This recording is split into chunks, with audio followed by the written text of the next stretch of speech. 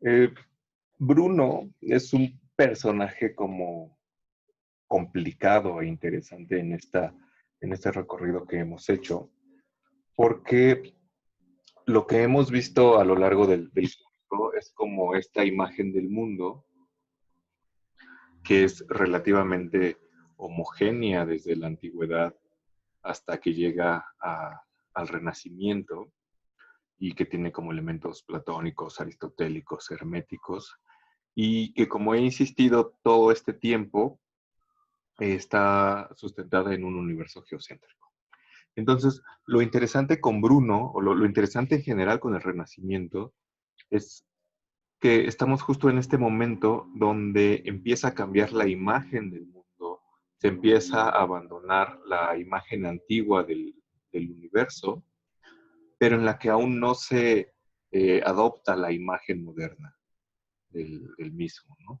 Es un periodo de transición que es muy rico justamente por eso, ¿no?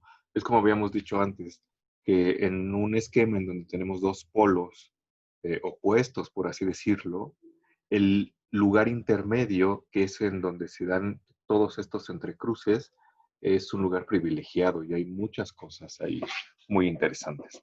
Entonces, el Renacimiento es justamente este periodo como de inter entre la Edad Media y la modernidad. Hay un hueco extraño en donde esta imagen del mundo es como particularmente fructífera. Hay muchos helicópteros por aquí, no sé qué haya pasado, espero que no explote la ciudad cerca. Pero bueno. Y el caso de Bruno decía era particular porque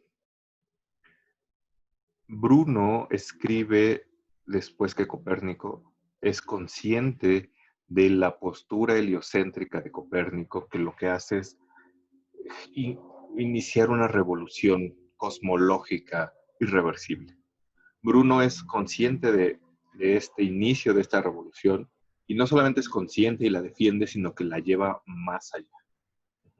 Entonces es complicado porque desde ese punto de vista es un autor que puede ser muy atractivo como para esta visión moderna y científica del universo, pero al mismo tiempo Bruno sigue teniendo muchos planteamientos que están bien arraigados en la imagen del mundo anterior, ¿no? Lo vamos a ver la clase que viene, porque si bien en Bruno ya no encontramos como, por ejemplo, esta idea de que las almas caen por las esferas de los planetas, sí encontramos una idea en donde toda la materia está animada, que es algo que, por ejemplo, ya no encontramos en Descartes. Uh-huh. En Descartes ya no hay alma, o sea, los animales ya no tendrían alma, sino que serían algo así como maquinitas que mueven la cola, casi como autómatas, pero en Bruno todavía la materia está completamente animada, ¿no? Entonces es un periodo como de cambio interesante. Y bueno, sobre Bruno, así un poco para entrar en contexto, Bruno vive en la segunda mitad del siglo XVI, entre 1548 y 1600, y el texto de magia que revisamos es un texto de madurez, es un texto ya de los últimos textos que escribió, que escribe en 1591. Bueno, por si no saben, a Bruno lo captura la Inquisición en 1592. Está 8 años en prisión entre Venecia y Roma y en 1600 pues es quemado en la hoguera. Entonces, los últimos textos que escribió justamente están entre estos años, ¿no? Entre 1591, 1592. De magia es un texto que sí se publicó, pero por así decirlo, la continuación del de magia, que es de los vínculos en general, ese texto no se publicó. Se publicó 4 siglos después, casi, no, perdón, 3 siglos después. Entonces, es una cuestión como complicada. Y esto es bien interesante también porque lo que estamos haciendo, o lo que quería centrarme en esta clase, es en un texto de madurez de Bruno y que además, como les decía la clase pasada, no es o no había sido hasta hace varios años como el centro de la atención de la filosofía bruniana. No sé cuál haya sido su experiencia en materias como Historia 4, textos, o en alguna materia de Renacimiento donde se haya hablado de Bruno, pero hay una suerte como de, ¿cómo decirlo? Preeminencia hacia los textos italianos, así, hacia los llamados textos italianos de Bruno, que serían textos como La Cena de las Cenizas, donde justamente defiende el heliocentrismo copernicano, de la causa, principio y uno, donde justamente dirá que el universo es unitario y está animado, y del infinito universo y los mundos, donde lleva más allá esta postura de Copérnico de que no es la Tierra el centro del universo, sino el Sol, y no solamente el Sol es el centro, sino que no hay ningún centro porque el universo es infinito. Entonces, en un universo infinito no podemos tener ningún centro. O en todo caso, cualquier centro que exista será un centro arbitrario. Entonces, eh, bueno, hay otros 3 diálogos italianos que son La expulsión de la bestia triunfante, que es una especie de reforma de la mente así medio pacheca. Está La cábala del caballo Pegaso y Los heroicos furores, que hablan sobre las imágenes. Y eso ha sido así porque, bueno, los textos de Bruno han tenido toda una serie de vicisitudes como extrañas, y hay una distinción muy clara entre estos textos y los otros textos, y son llamados diálogos italianos justamente porque están escritos en italiano. Bruno, que escribe en el siglo XVI, escribe en una época donde la lengua franca aún era el latín. Y el hecho de que haya escrito los diálogos italianos en italiano era como una, eh, ¿cómo decirlo? Como una toma de principios, ¿no? Entonces, justamente esa toma de conciencia o ese eh, matiz consciente de escribir esos textos en otra lengua ha hecho también que estos textos sean más estudiados, pero con el paso del tiempo también es cierto que ha sido más fácil tener estos textos porque estos textos se han publicado, fueron publicados en obra en vida de Bruno, han tenido revisiones, ediciones críticas, etcétera, mientras que los textos latinos, al dejar de ser justamente el latín, la lengua franca, quedaron como de cierta manera en el olvido. Ujú. No todos, porque en realidad sí ha habido como textos latinos que han sobrevivido, como de Umbris Idearum, que es el que vamos a ver la clase que viene, o de magia, o sobre la formación de las imágenes, etc. Y esto tiene que ver con muchas cosas que podría como tratar en todo un curso, básicamente. Lo que pasaba con Bruno, o lo interesante de Bruno, es que Bruno es un personaje que estuvo vagando por toda Europa. Entonces, si bien es cierto que en los textos latinos habla de cosmología, y en los textos, perdón, en los textos italianos habla de cosmología, y en los latinos habla de cosas raras, como magia y arte de la memoria, también es cierto que no hay como una distinción tajante, ¿no? No es como en el caso de Wittgenstein, donde tenemos al primer Wittgenstein que luego se retracta y tenemos al segundo Wittgenstein. Eh, Sino que en Bruno hay muchos elementos de la imagen del mundo que él tiene, por así decirlo, que están presentes antes de escribir los diálogos italianos, que justo cuando escribe los diálogos italianos están ahí, y cuando escribe otros textos, como el de magia, siguen estando ahí, ¿no? Hay una imagen del mundo bien clara que se va desarrollando como en todos estos textos, sin llegar a decir que Bruno tiene un sistema, porque en realidad eso es complicado. No es que Bruno, a la manera kantiana, haya dicho primero vamos a hacer esto y sobre esto vamos a montar lo otro y sobre esto lo otro, porque eso es un poco arriesgado de sostener, aunque por ejemplo sí es algo que sostiene Liaño en las introducciones justamente a esta edición de Mundo, Magia, Memoria, ¿no? Liaño sí dice que Bruno lo primero que hace es establecer eh, como unas bases de su sistema ontológico, de cómo es el universo, cómo es uno, la materia es animada, cómo hay causas aquí abajo, etcétera, y que sobre eso construye la magia y el arte de la memoria. Y tiene sentido, bajo esa perspectiva, que su texto se llame, o su compilación de textos se llame mundo, magia, memoria. Ujú. Porque es como si fuéramos siguiendo como una escala natural, ¿no? Sin embargo, como decía, eso es difícil sostener porque hay muchas cosas que tenemos en el ámbito de la magia, como que el universo es animado, que tenemos tres niveles sobre los que vamos a ahondar la clase que viene, que son las ideas que corresponden al mundo extranatural, como lo llamaba Bruno en De Magia, los vestigios, que son las cosas físicas, el mundo elemental, y un tercer mundo que es el de las sombras, que en De Magia Bruno lo llama el mundo matemático. Ujú. Y que nos recuerda un poco a Agripa, pero que tiene ciertas variantes. Es más complicado de lo que parece, porque ya no tenemos una sola escala, sino que tenemos dos que se mezclan y todo se complica. Ujú. Pero esta idea de que hay estos tres mundos, de estas tres magias de las que habla Bruno y estos tres niveles que serán ideas, vestigios y sombras que podemos identificarlas con un nivel superior donde están las ideas de todas las cosas a nivel platónico muy básico, las cosas físicas en segundo nivel y el tercer nivel que es el de las sombras o del mundo matemático serán las imágenes que tenemos de las cosas, que como había dicho desde la clase pasada es donde tendríamos que poner atención. Esta distinción ya aparece en De Umbris Idearum, que es el primer texto, si bien no que escribe Bruno, sí el primer texto que conservamos de él.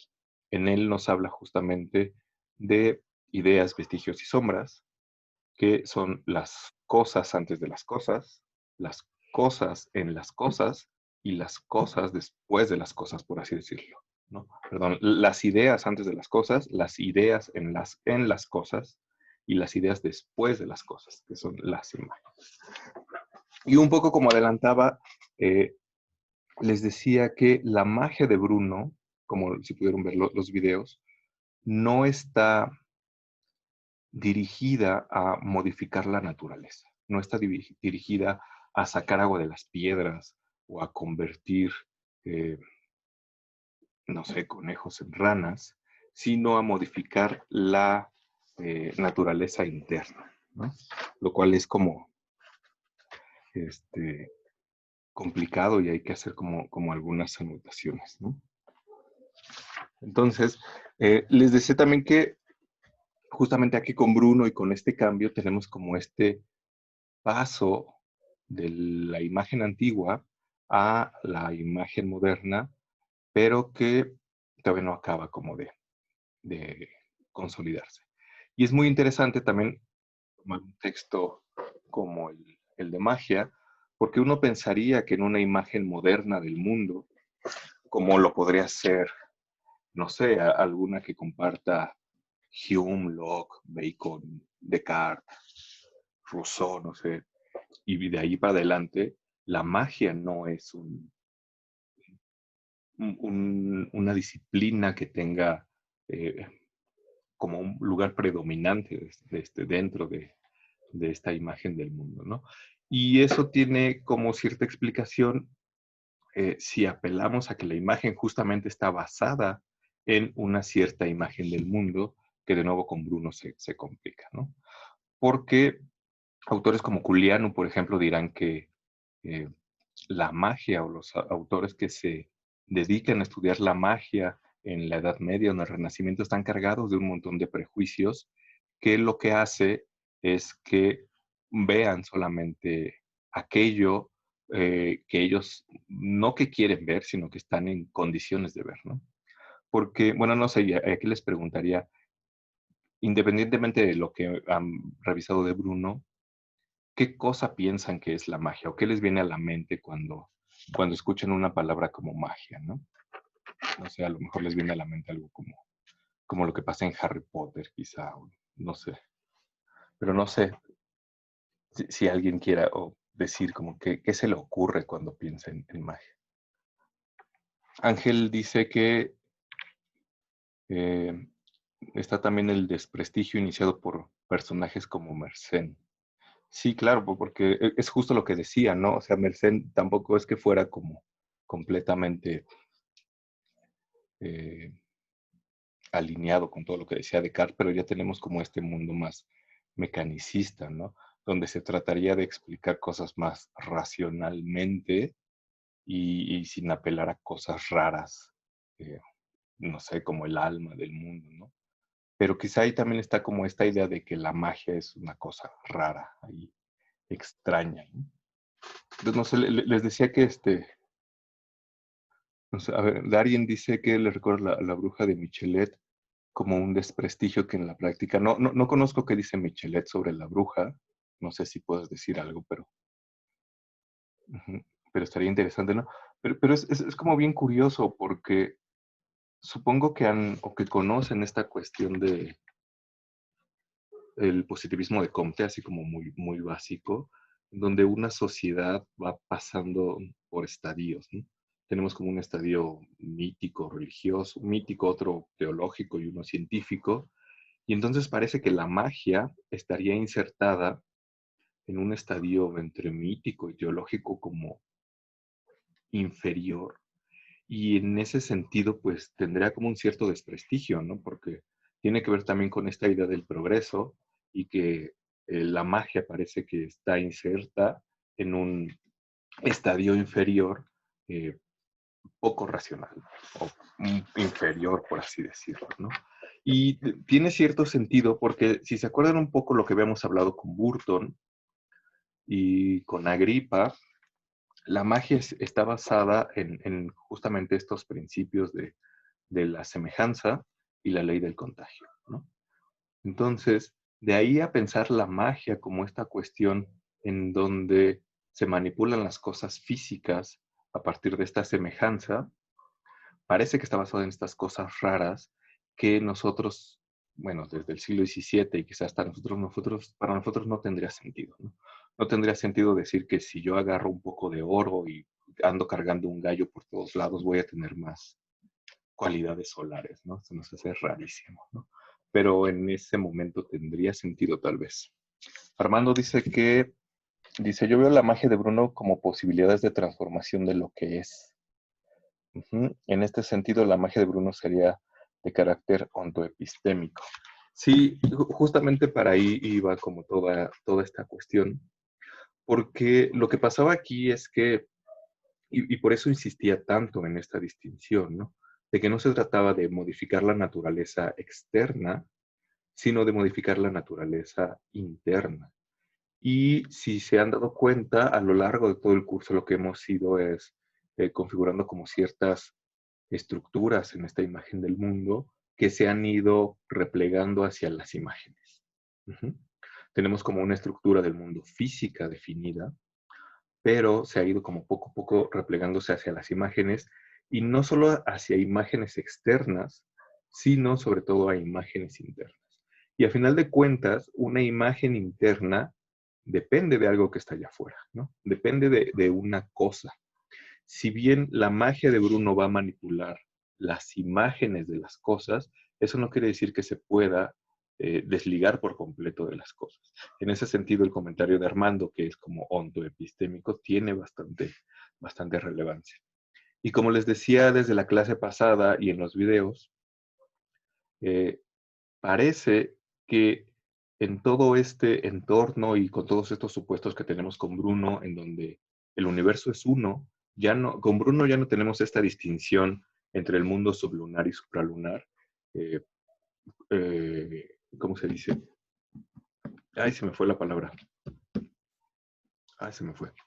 Bueno, el resultado de abolir el heliocentrismo, porque justamente el hecho de que haya una distinción entre un mundo sublunar y supralunar depende por completo de que haya un centro natural que es la Tierra. Si ya no hay un centro natural que es la Tierra, esa distinción deja de tener sentido.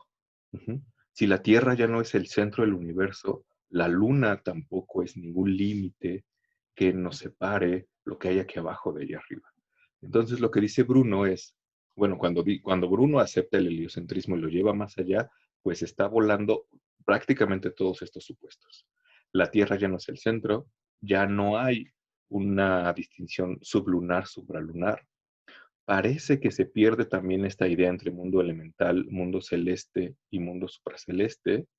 aunque como vimos, queda como algún vestigio con estas cosas del mundo físico, matemático y el que llama extranatural.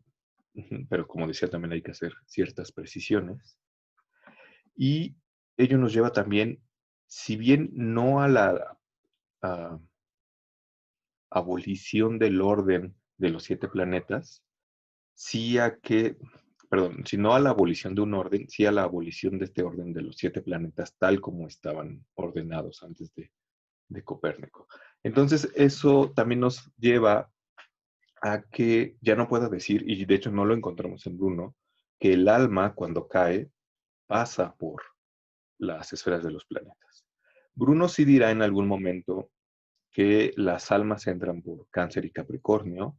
De hecho, en las tesis de magia las llama las puertas de los dioses y de los hombres, tal como lo había hecho Ficino y tal como lo habíamos encontrado en Macrobio. Pero eso también tiene que ver con que Cáncer y Capricornio tienen esta carga física observacional de los solsticios. Ujú. Que, como decíamos, es un periodo de transición en el que aún no se acaba de abandonar toda la imagen antigua, entonces ahí permanece, ¿no? Pero ya no tenemos como esta idea del orden de los planetas. Y no solamente no tenemos esta idea, sino que, bueno, como ya no hay distinción entre arriba y abajo, para Bruno el universo es unitario, todo es uno. Teníamos también esta idea de la escala que desciende de Dios, el nous, el alma, las formas, que yo decía que era un nivel raro, y luego la materia, que encontramos en Bruno, como les decía, en De Mónade, pero que, por ejemplo, autores como Granada sostienen que lo que pasa en Bruno es que pues, se van todas estas jerarquías, ¿no? Si decimos que el universo es unitario, que toda la materia del universo es una, ya no podemos decir que hay como jerarquías entre arriba y abajo, pero parece que en Bruno tampoco se acaba de abandonar esta escala. Lo que dice Granada, por ejemplo, es que esta escala no es que se abandone, sino que lo que pasó es que se compactó en un solo nivel, que sería justamente la materia animada y divina, ¿no? En donde tendríamos estos 3 niveles de la escala, que serían materia el más abajo, que esté animada, que es como el punto medio, y que sea divina, que es como la parte de Dios, ¿no? Entonces, todo eso está compactado como en una sola realidad ontológica, por así llamarlo. Que nos aparezca a nosotros aún diferenciada o que nosotros no la podamos ver de un solo vistazo como tal, no es una cuestión que dependa de la naturaleza como tal, sino de nuestras propias limitaciones como seres humanos, que es algo de lo que va a hablar Bruno en De Umbres, ¿no? Entonces, eh, tenemos como todas estas ideas aquí, en donde todo es uno, de nuevo, como todo está aplastado, pues el alma está embarrada así en toda la materia, así como a la manera de el alma del mundo en Platón, donde el demiurgo lo que hacía era que metía el alma del mundo desde el centro a todo el universo, así en Bruno toda la materia está animada. Todo está interconectado, todo es divino. En toda la materia, por más ínfima que sea, en la hoja más pequeña, en el animal más pequeño, hay alma, está animado. Y no solamente hay alma, sino que en ese pequeño pedazo de materia está toda el alma, lo cual es una cuestión complicada y ontológicamente rara en Bruno, decir que eh, toda la materia está en mi perro, por ejemplo, y al mismo, perdón, toda el alma, ¿no? Y que el alma en su totalidad también está en un árbol. Ujú. Lo cual es una cuestión muy extraña, pero tiene sentido decir eso si al final hay una sola materia y hay una sola alma, pero que tiene para nosotros diferentes maneras de manifestarse. Y que paradójicamente y curiosamente parece que esa manifestación de esa alma y de esa unidad absoluta tiene que ver con la materia. Toda el alma está presente en toda la materia, pero parece que depende del sustrato material en el que se meta la manera en que la materia, en el que el alma reacciona, ¿no? Darien pregunta que si podemos comparar el uno de Plotino con el uno de Bruno en el sentido en que son divinos. Sí, de hecho sí, pues básicamente el uno de Plotino sería algo así como el nivel más alto de Bruno en su escala, ¿no? Que en la escala esta que presentamos que sale de Mónade, dice que es Dios, ¿no? Plotino no dirá tanto como que es Dios, pero sí es justamente como el mismo nivel. Y lo interesante es que no solamente se equiparen o que sean lo mismo, sino que ese nivel que es Dios o que es el uno de Plotino, para Bruno no está allá arriba y no está allá afuera, quién sabe dónde, sino que está incluso en la materia misma. Ujú. De modo que en textos como La Cena de las Cenizas, Bruno dirá que cuando uno quiere buscar la divinidad, no tiene que buscarla fuera de sí, sino dentro de sí, sino a partir de la materia, por así decirlo, porque la materia es, a pesar de que aún en esta escala jerárquica es el nivel más bajo que existe, dado que todo está interconectado, esa materia tiene algo de divino. Ujú. No me acuerdo si fue en este semestre o en el anterior, les contaba esta idea de los gnósticos y los herméticos optimistas y pesimistas que consideraban que teníamos como esta escala, ¿no? Que eh, empezaba con Dios y acababa con la materia. Y en ese sentido había dos posturas en torno a la materia. La postura pesimista decía que tendríamos que separarnos de la materia porque la materia era mala y es algo así como la cárcel del alma, ¿no? Entonces, todas estas posturas pesimistas, que es una distinción que hace Francis Yates en Giordano Bruno y la tradición hermética, que seguro retoma de algún otro lado. Todas estas posturas pesimistas lo que querrán hacer será desentenderse del cuerpo y desentenderse de la materia, porque la materia es mala y es el último nivel. Sin embargo, la postura optimista, que tiene de fondo el mismo supuesto, en donde hay una escala, en donde la materia es el nivel más bajo, vería en la materia no un nivel despreciable y que tendríamos que superar, bueno, sí lo tenemos que superar, pero es como el primer escalón y el punto de apoyo a partir del cual puedo subir. Ujú. Yo no podría, eh, en mis condiciones de ser humano, tal como estoy en este momento, librarme así de la materia, porque estoy en la materia, ¿no? Es bien interesante porque la manera de utilizar la materia para subir en esta escala de regreso, al menos en Bruno, sería a partir de las imágenes, porque justamente las imágenes provienen de las cosas, las imágenes provienen de la materia. Es la materia la que da pie a esas imágenes y como decía la clase pasada, las imágenes no están un nivel abajo de la materia, sino de lo que están dentro de nuestra alma, de nuestra mente, en este mundo que Bruno va a llamar el de las sombras, están más arriba que la materia. Y lo interesante de toda esta cuestión de la magia es que parece que atendiendo a todos estos supuestos donde todo es uno, todo está interconectado, todo está animado, y además el sabio el mago es alguien sabio que tiene conocimientos y tiene poder de obrar, parece que la magia estaría como encaminada a manipular la naturaleza externa, ¿no? Y sacar aguas de las piedras y hacer que el día se vuelva noche y no sé, cualquier cosa extraña que se les ocurra. Pero en realidad Bruno es muy claro cuando dice la magia no está como centrada en eso, sino que la magia, toda la potencia de la magia está centrada en los vínculos mágicos. Ujú. Y los vínculos mágicos tienen que ver justamente con muchas de las cosas que hemos visto en el curso. Eh, un vínculo mágico no es una imagen propiamente, sino es algo que se le agrega a una imagen. Ujú. Un vínculo, como su nombre lo dice, es algo que nos liga, algo que nos vincula a otra cosa vía su imagen. Cuando hablamos de Ficino, decíamos, y hacía como este ejemplo muy, no sé, como muy epistemológico quizá y como muy empírico, en donde comentaba que con los sentidos parece que solamente percibimos datos del mundo externo, ¿no? Con los ojos vemos colores, con los oídos oigo ruidos, con la nariz, con el olfato percibo olores, con el gusto sabores y con el tacto texturas, que son cosas como que vienen del mundo externo y que en autores como Ficino y Bruno también al final se conjuntarán gracias al sentido interno, al espíritu, tendremos una imagen y se acuerdan que en Ficino esa imagen primera podría cargarse de algo más, que era de un juicio. Y ese juicio dependía de la fantasía. Y es bien interesante porque en Bruno tenemos también que un vínculo empieza con los sentidos. Y no solamente que empieza con los sentidos, en que nos generarían como una imagen, sino que tiene su punto crucial en la fantasía.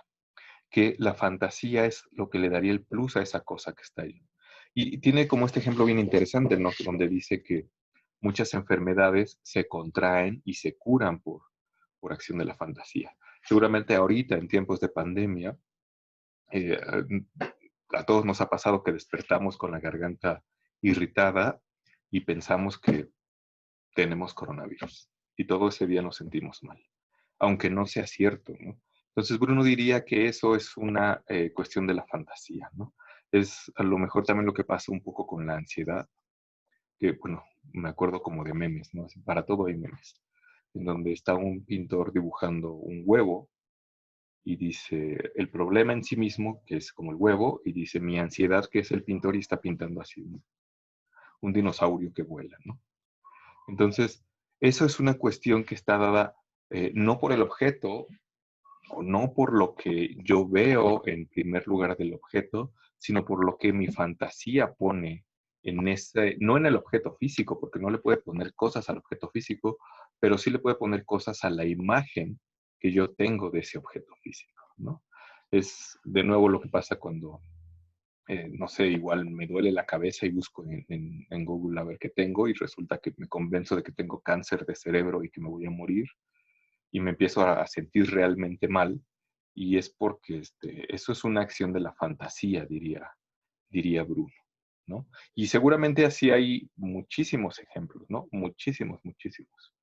No sé, seguramente si en este momento suena la alerta sísmica, pues la alerta sísmica es un ruido, ¿no? Y es un ruido que nosotros percibimos por los sentidos, es un ruido que entra por los sentidos, que nos genera una imagen dentro de la cabeza que no necesariamente es visual, aunque puede que sí, pero es nuestra fantasía la que la va a asociar con otras cosas, le va a dar un plus, me va a hacer acordarme de que cuando suena eso tiembla y se puede caer la ciudad y entonces me puede generar un pánico terrible, ¿no? Aunque no pase nada, ¿no? Y es un poco lo que pasaba, por ejemplo, después del temblor de hace 3 años, cuando alguien en su celular veía un video donde sonaba la alarma y todo el mundo se ponía paranoico, ¿no? No porque realmente pasara algo objetivamente, por así decirlo, en el mundo físico, pero sí pasaba algo como a nivel interno, como a nivel fantástico. Y ese es el punto en el que Bruno centra la función de la magia. Un vínculo entra por los sentidos, genera una imagen, y la fantasía le dota de ese plus que hace que esa imagen deje de ser una imagen cualquiera y sea una imagen significativa. Ujú. Entonces, ahí está contenido todo el punto de la magia y ahí es donde deberíamos como centrarnos. Es bien interesante porque aquí la fantasía no tiene esta carga peyorativa que va a tener, por ejemplo, con Hume, en donde la fantasía lo que hace es crear quimeras y alejarnos del conocimiento científico, por así decirlo, de un conocimiento certero. Aquí la fantasía no es que tenga como esta carga epistemológica, como búsqueda de la certeza o de la verdad, por decirlo de alguna manera, pero es como el elemento fundamental de esta relación mágica. Ujú. Y por ejemplo, Bruno también dice que si bien la fantasía es muy importante, hace falta otra cosa, que es la fe. Ujú. Por ejemplo, alguien me puede querer vincular con la imagen de algo, pero eh, puede ser alguien en quien yo no creo. Ujú. Y si yo no creo, no tengo esto que Bruno va a llamar potencia pasiva en el paciente y como tal no se va a poder generar un vínculo. Bruno dice que se necesitan estas tres cosas para que se genere un vínculo, ¿no? Potencia activa en el agente, que sería en el mago o en el que lanza el vínculo, una potencia pasiva en el paciente, que soy yo el que va a recibir el vínculo, y la operación adecuada. Es decir, que el mago dirija todas estas cosas por las que me quiere ligar y que deben entrar por los sentidos para que todo funcione. Pero si falla una de esas cosas, que es, por ejemplo, la potencia pasiva en el paciente, es decir, que yo no crea en aquel que me quiere vincular, pues el vínculo no va a existir.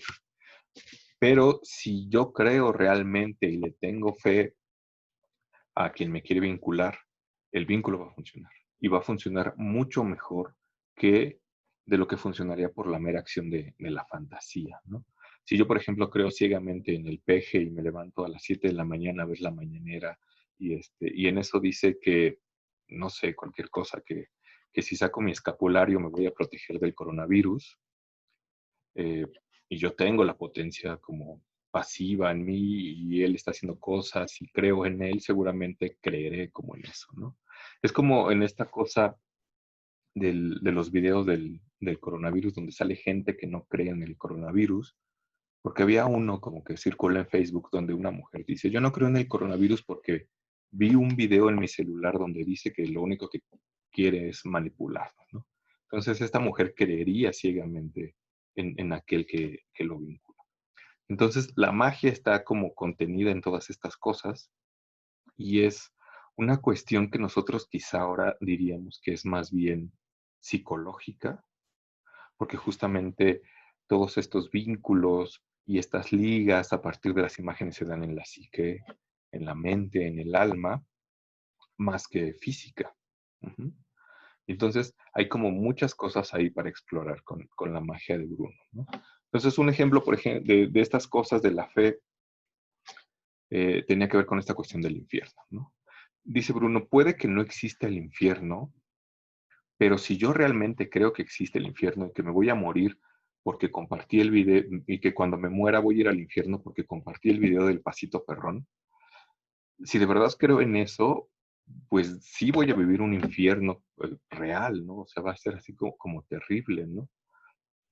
No sé, aunque no exista el chupacabras, aunque no haya existido el chupacabras, si mi tío que vivía en Michoacán estaba convencido de que existía el chupacabras porque su compadre le había dicho eso, seguramente eso iba a tener más realidad que una cosa física externa.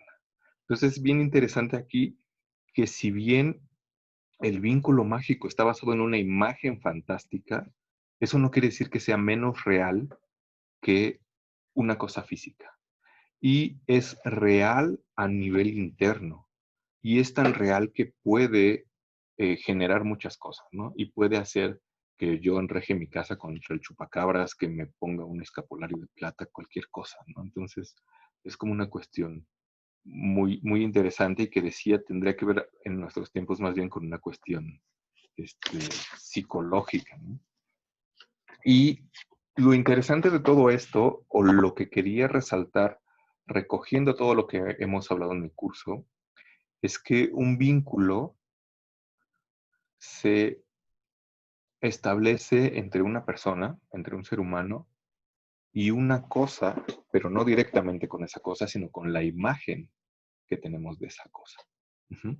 Bruno de nuevo dirá en algún texto sobre arte de la memoria, hay que hacer una distinción bien clara entre las cosas y aquello que nosotros tenemos de las cosas.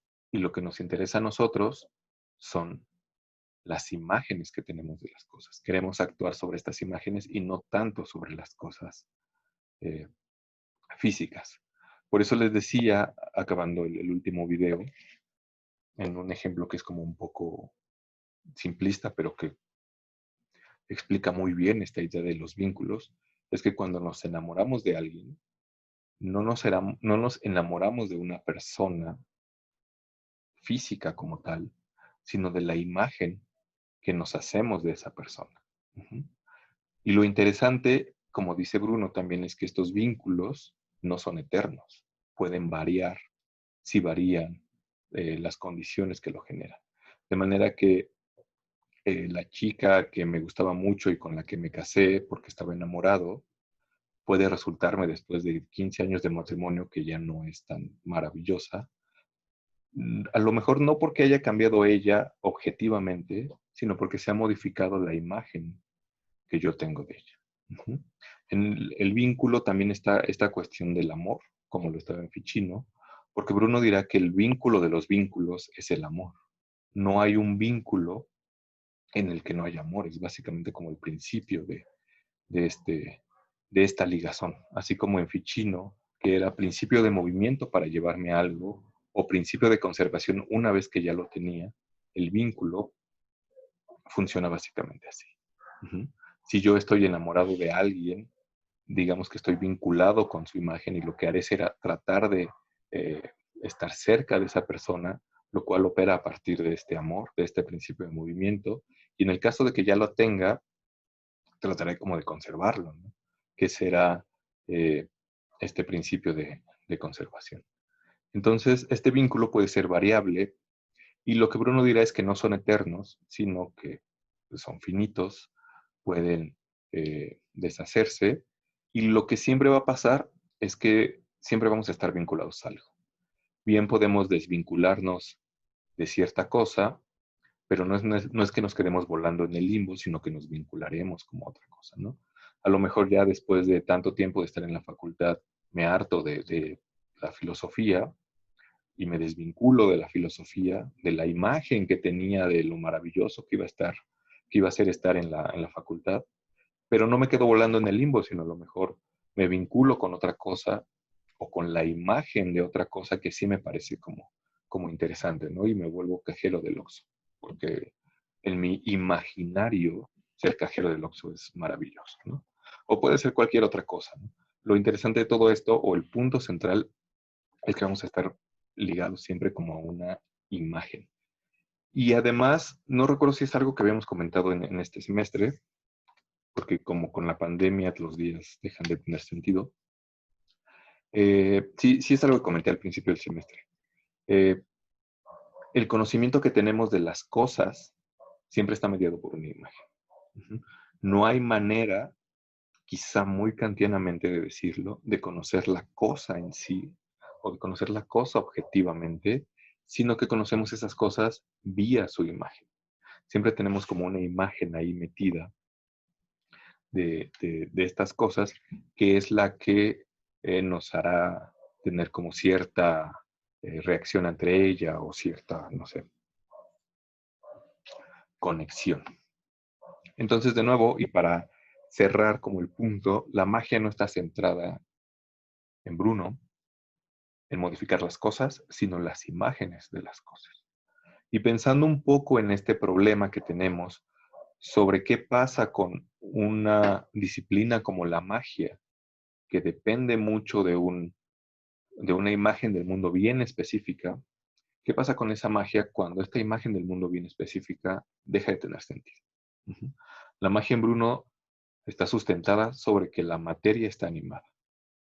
¿Qué pasa cuando dejamos de considerar que la materia está animada? ¿Qué pasa cuando dejamos de considerar que hay un espíritu metido en el universo? ¿Qué pasa cuando la fantasía deja de tener esa carga fundamental que tenía y pasa a ser como una cosa que nos falsea la realidad? Y el punto es que, visto de esta manera, parece que la magia de Bruno ya no depende tanto de un universo geocéntrico, sí de una imagen del mundo, pero no de un universo geocéntrico. Parece que no depende tanto de esta división tripartita del universo, pero sí depende en cierta medida de una imagen del mundo que al cambiar hará que la magia pierda ese lugar predominante que tenía. Sin embargo, autores como Culianu dicen que esta magia o estos procesos mágicos tienen como cierta supervivencia. Y por ejemplo, una conclusión muy polémica a la que llega Culianu en Eros Imagen al Renacimiento es que la magia no se muere por completo. Así como los dinosaurios nos dicen que no se murieron, sino que se volvieron pollos y que pues, mis tíos tienen dinosaurios en su patio. Así la magia lo que pasó es que migró a otras disciplinas como la psicología, el psicoanálisis, la manipulación política y la publicidad. Uh-huh. De modo que para Culianu, el mago contemporáneo estaría en una de esas posiciones. Uh-huh. Porque, por ejemplo, el manipulador político, el dictador, el demagogo, aquel que trata de convencer al pueblo, lo que hace es convencerlo no modificando quizá las cosas como son físicamente, sino modificando las imágenes que tenemos de las cosas, ¿no? Entonces, piensen en quien sea, ¿no? Piensen en los discursos de Hitler, que eran como muy impulsivos y motivadores, y tenían como toda esta faramalla este, de los escenarios, cosas que eran muy impactantes, para modificar como estas imágenes que teníamos como dentro, ¿no? Como todas estas ceremonias priistas que tienen como el mismo, o tenían como ese mismo escenario, ¿no? O en esta cuestión de la mercadotecnia o los publicistas, lo que hacen sí es venderte un objeto, pero ese es como el sentido más burdo, ¿no? O sea, uno puede vender cosas como lo vendería el de los panes que no ha entrado hoy y que empieza a gritar pan, pan, pero también uno podría vender una imagen asociada con ese pan, ¿no? Era como muy clara esta imagen o esta idea de la imagen corporativa que tienen como ciertas eh, compañías que no solamente te venden un producto, sino que te venden una imagen o un estilo de vida asociado con el producto, ¿no? O sea, como Coca-Cola, que no en todos son felices, o como como Mac, ¿no? Donde hay como un estilo de vida asociado con esas cosas que no necesariamente está en las computadoras o en los teléfonos, sino que está como en la imagen que se han encargado como de meternos, ¿no? Y digo, tampoco es que sea muy conspiranoico todo esto, pero es una cuestión como interesante. Entonces, pensando en esta idea de las posibles supervivencias de cosas arraigadas en el Renacimiento o surgidas en el Renacimiento o que se desarrollan de manera fuerte en el Renacimiento, pensando en esa supervivencia en tiempos posteriores, esta hipótesis de Culiano es como muy interesante. También es como muy debatida porque hay que considerar muchas cosas, pero hay cuestiones ahí que funcionan, ¿no? Y habrá como otras cuestiones que, no sé, estén como por explorar. Pero bueno, básicamente eso era lo que quería comentar sobre la magia. Espero que esta como pequeña sesión no haya sido tan cargada porque eh, hay muchas cosas que decir sobre la magia y uno podría decir como muchas otras. Pero bueno, no sé si tienen algún comentario, duda, pregunta, objeción. Aline pregunta, entonces en el caso del enamoramiento mutuo, ¿cómo queda establecido el paciente y el agente? Eso es como interesante, ¿no? Porque parece que el, el vínculo es como unidireccional, pero a veces puede darse como de las dos direcciones, ¿no? Es interesante porque ver esto del enamoramiento mutuo como si fuera solamente entre agente y paciente podría ser un poco estrecho, porque ahí hay dos voluntades, ¿no? Y no solamente dos voluntades como lo habría entre un agente y un paciente, sino que más bien el agente y el paciente como que se van entrecruzando. ¿Se acuerdan de este ejemplo de Ficino donde decía cómo nos enamorábamos? Que era que de mis ojos salía como un rayo de luz, pero como la vista es el sentido más puro, tenía algo de espíritu, ¿no? Algo de sangre. Entonces se le metía al otro y entonces en el otro se coagulaba y ese pedazo mío adentro del otro lo que hacía era querer regresar hacia mí. Y así se daba como el enamoramiento por parte del otro. Ahí era como muy claro que el agente, por así decirlo, era yo, el paciente era el otro, y pues el vínculo se establecía ahí, ¿no? Pero en el caso del enamoramiento mutuo, lo que pasaría es que no solamente mis rayos saldrían hacia esta persona, sino que los de la otra persona saldrían hacia mí y generarían como algo dentro de mí. En términos brunianos, diríamos que no solamente se le ha metido a la otra persona una imagen de mí, que a lo mejor yo mismo me he encargado de generar, porque soy detallista y le compro cosas, me preocupo por esa otra persona, sino que también lo que ha pasado es que la imagen de la otra persona se ha metido en mí y ha tenido como esta carga fantástica. Entonces, lo que podremos decir en esta cuestión del enamoramiento mutuo es que se van alternando eh, estos papeles entre agente y paciente, ¿no? Yo soy agente en la medida en que me esfuerzo por desarrollar esa imagen dentro de la otra persona, pero soy paciente porque de la misma manera tengo la imagen de la otra persona en mí, ¿no? Y soy susceptible de hacer como que, o de recibir esa imagen. Es bien interesante porque Bruno dice que una de las cuestiones que debe tener como el mago, si quiere vincular sin ser vinculado, es tener cuidado de no caer justamente como en estos vínculos, ¿no? Porque a lo mejor puede ser, no sé, va a ser un ejemplo como muy chafa, pero ¿se acuerdan de Betty la Fea? Ahora que la pasan otra vez. Cuando don Armando quiere enamorar a Betty, digamos que él es el agente y Betty es el paciente y todo lo que hace, todo lo que le regala es como la acción medida. Sin embargo, lo que pasa al final es que él mismo acaba cayendo en el vínculo, ¿no? Y se da esta cuestión del enamoramiento mutuo, porque eh, pasan como muchas cosas ahí y de repente la imagen que él tenía dentro de Betty, donde era la chica fea y todo, pues resulta que se va cambiando. O sea, no es que haya cambiado ella como tal, sino se va cambiando y entonces él dejó de ser agente meramente y se volvió paciente, ajá, a lo mejor sin darse cuenta. Y entonces ahí está como esta vicisitud, ¿no? Este ejemplo poco ortodoxo. Pero eso es lo que creo que pasa como en el enamoramiento mutuo, que es como el mejor de los casos que puede pasar, porque seguramente nos ha pasado que no siempre se da como ese caso, ¿no? Pero bueno, me pareció una buena pregunta. No sé si alguien tenga otra pregunta por ahí. Sí, de nada.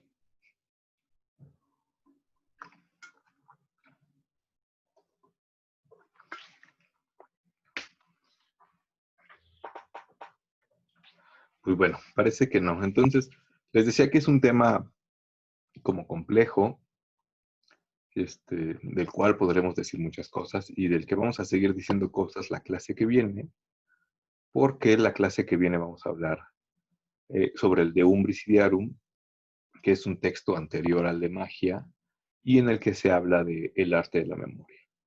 Y el arte de la memoria, al igual que la magia, Julián dirá que es una ciencia del imaginario porque funciona con imágenes y que tendrá un objetivo pues, relativamente claro que, como se imaginarán, será tratar de hacer como este ascenso hacia a lo divino. Uh-huh. Entonces vamos a comentar algo sobre De Umbris Idearum en la clase que viene. Voy a subir el texto ahorita, porque si no se me olvida y lo subo hasta el viernes. Lo que vamos a leer será el diálogo introductorio y les pediré por ahí que revisen algunos pasajes donde se habla de las imágenes de los planetas y de los signos del zodiaco, que son unas cosas súper rarísimas, así, súper rarísimas, pero que nos va a dar pie como para comentar algunas cuestiones en torno a las imágenes. Uh-huh. Sí, Aline, ¿tienes otra pregunta? O... Sí, sí, te leo.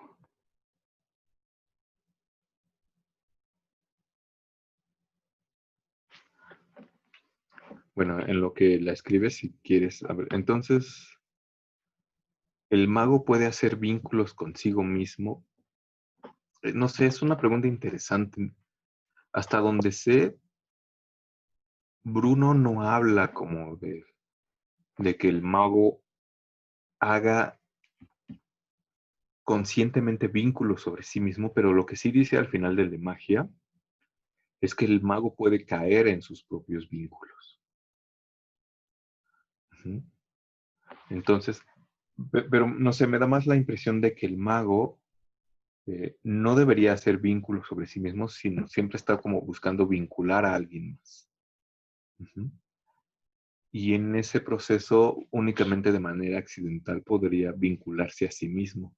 Pero de hecho, Bruno, cuando habla de eso, lo habla, o sea, lo dice como si fuera una falla. Ajá. Como si el haber caído vínculos de su víctima de sus propios vínculos fuera un error más que un acierto. Entonces, yo creo que sí puede hacer vínculos sobre sí mismo, así como don Armando y Betty, pero creo que no es como el punto, ¿no? Si acaso, o si quisiera vincularse con algo, más bien tendría que depender de que alguien más le introduzca como ese vínculo, o le desarrolle como ese vínculo. Pero no sé, es como una buena pregunta, ¿no? Pero hasta donde yo sé, no, Bruno no habla como de esta cosa tal cual. Pero de nuevo es como una pregunta interesante. Ujú. Pero en tanto ser humano, pues es susceptible de caer en vínculos no solamente ajenos, sino propios. Pero bueno, eso es lo que se me ocurre. Ujú. Eh, les decía que vamos a leer un poco del de Umbris. Quizá comente algo sobre De Vinculis, que De Vinculis les decía que es como la continuación del de Magia, y es un texto como bien divertido porque si leyeron algo del de Magia, el de Magia es como pastoso y denso y difícil, pero de Umbris es como muy, muy fluido, porque ahí dice qué cosas tenemos que hacer como para vincular a los demás. Algo así como en el arte de amar de Ovidio, donde dice cómo hacerle para que los demás se enamoren de nosotros y da como muchos consejos, ¿no? Así de vístete así, si eres gordo, pues ponte de lado para que no te veas tan gordo y así. De Vinculis Bruno dice, cuando se quiere vincular, pues hay que tomar en cuenta que no todos son iguales, ¿no? Que si yo quiero vincular a tal persona, tengo que tomar en cuenta cómo es, si es hombre, si es mujer, si es joven, si es viejo, qué profesión tiene, porque no podré vincular de la misma manera a alguien que estudia en la facultad a alguien que estudia contaduría, por ejemplo, porque su potencia pasiva es como diferente. Pero al final de cuentas todo tiene que ver con las imágenes. Ujú. Pero bueno, entonces, si nadie tiene como otra cosa, voy a subir el texto. Les anoto ahí las páginas, no son muchas. A lo mejor las de las descripciones de las imágenes sí, pero van a ver que son como muy divertidas. Y pues haré como los videos, espero que no tan tarde como esta vez. Y nos veremos por acá el miércoles que viene. Y el miércoles que viene pues vamos a empezar con estas exposiciones. Armando se había anotado para comentarnos algo. Entonces le dedicaremos un tiempo a que nos cuente eh, qué está trabajando y ya tenga sus 2 puntos para su calificación final. Ujú. Entonces, si alguien más se anima por ahí, pues también nos puede avisar.